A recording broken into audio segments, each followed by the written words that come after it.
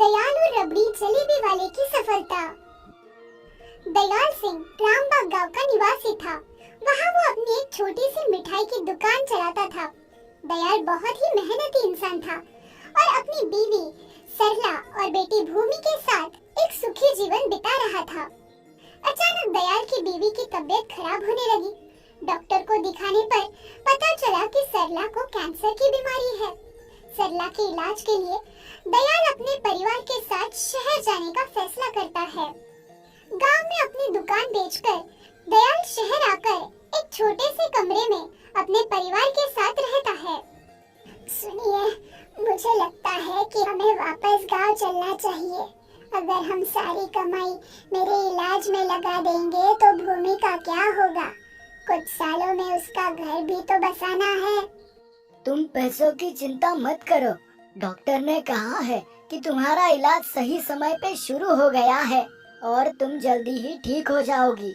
मैं कुछ दिनों में अपने लिए कोई नौकरी ढूंढ लूंगा और सब कुछ ठीक हो जाएगा।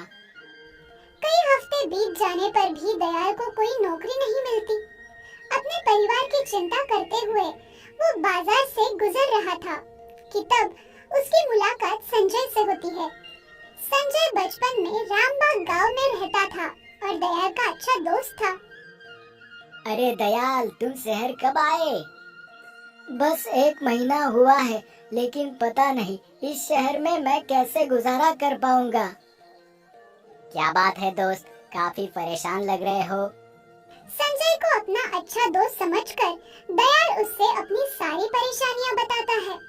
संजय दयाल की हालत सुनकर उसके लिए बहुत दुखी होता है।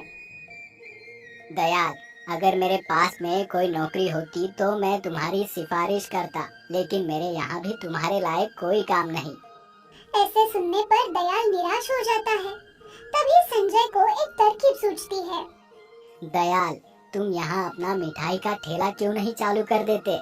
तुम्हारी जैसी रबड़ी और जलेबी कोई नहीं बना सकता।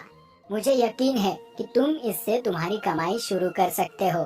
ठेला शुरू करने के लिए मैं तुम्हें कुछ पैसे देता हूँ।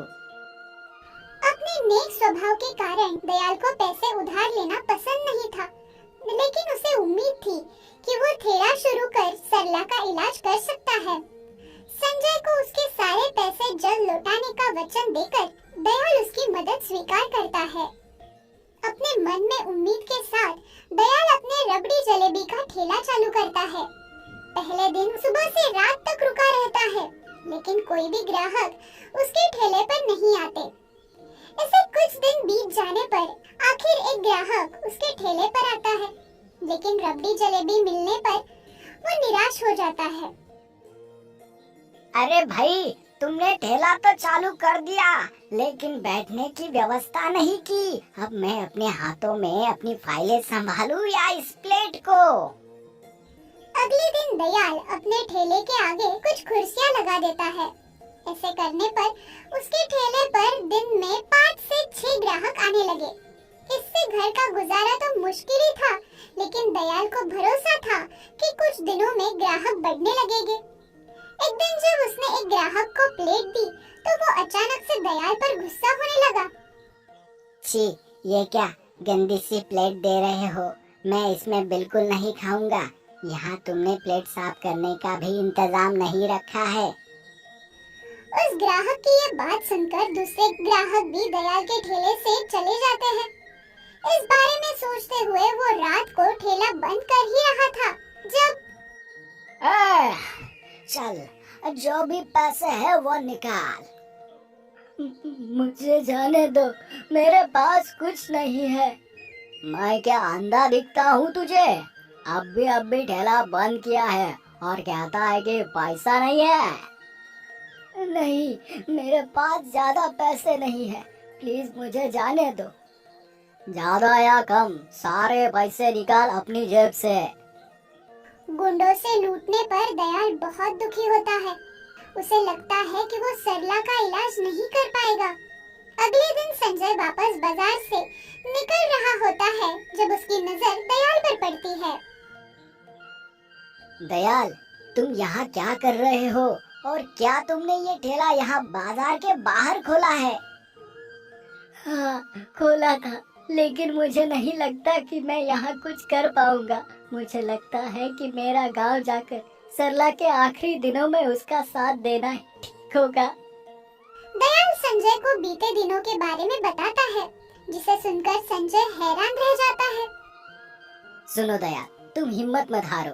तुम्हारी रबड़ी जलेबी या मेहनत में कोई कमी नहीं है। तुम्हें बस कुछ चीजों को बदलकर समझदारी से धंधा करना होगा। क्या मतलब? सबसे पहले तो तुम अपने ठेले को किसी भीड़ वाली जगह में खोलो। शहर में कई लोग छुट्टियों के दिन अपने परिवार के साथ बीच पे घूमने जाते हैं। तुम वही आसपास अपना ठेला खोलो। मैं तो ये भी सलाह दूंगा कि तुम कुल्हड़ की प्लेट में रबड़ी जलेबी दो। इससे तुम्हें प्लेट साफ करने की चिंता भी नहीं होगी और उसका स्वाद भी बिल्कुल अलग होगा। और हाँ, शुरुआत के दिनों में तुम ग्राहकों को मुफ्त में एक प्लेट रबड़ी जलेबी दो। मुझे विश्वास है कि एक बार खाकर वो दोबारा तुम्हारे पास आएंगे। दयाल के लिए संजय की बातें ऐसी थी जैसे डूबते हुए इंसान को तिनके का सहारा मिल गया हो। एक आखिरी बार खुद पर भरोसा कर दयाल अपना ठेला बीच के बाहर शुरू करता है। शुरुआती दिनों में दयाल मुफ्त की रबड़ी जलेबी कुल्हड़ की प्लेट में बेचने लगता है। रबड़ी जलेबी का अनोखा स्वाद चखकर कई लोग उसे दूसरी या तीसरी प्लेट भी खरीदते हैं।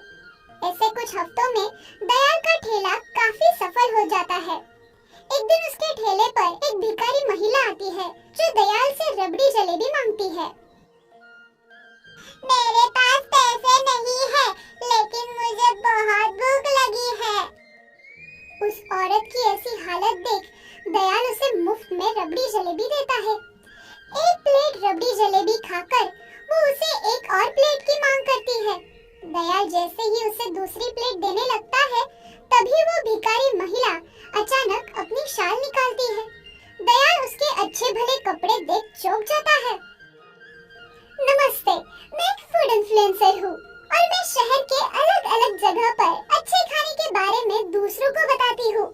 मैं कई हफ्तों से देख रही थी कि आपके ठेले के बाहर काफी लोग होते हैं, इसलिए मैं ये देखना चाहती थी कि क्या आप किसी मजबूर इंसान की मदद करने को तैयार होते हैं कि नहीं।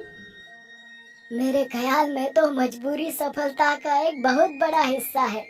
मुझे इस बात की खुशी है कि आप यहाँ मेरे ठेले आई, लेकिन अब मैं आपको दूसरी प्लेट खिलाए बिना जाने नहीं दूंगा। उस फूड इन्फ्लुएंसर के कारण दयाल के ठेले को काफी पसंद मिलती है। कुछ ही महीनों में अपने कमाए पैसों से दयाल ने अपनी पत्नी सरला का इलाज कराया और अपने दोस्त संजय को उसके उधार के पैसे भी लौटा दिए। कुछ सालों बाद दयाल और संजय ने मिलकर अपनी एक बड़ी सी मिठाई की दुकान खोली, लेकिन लोगों के लिए वो हमेशा दयालु रबड़ी जलेबी वाला ही रहा।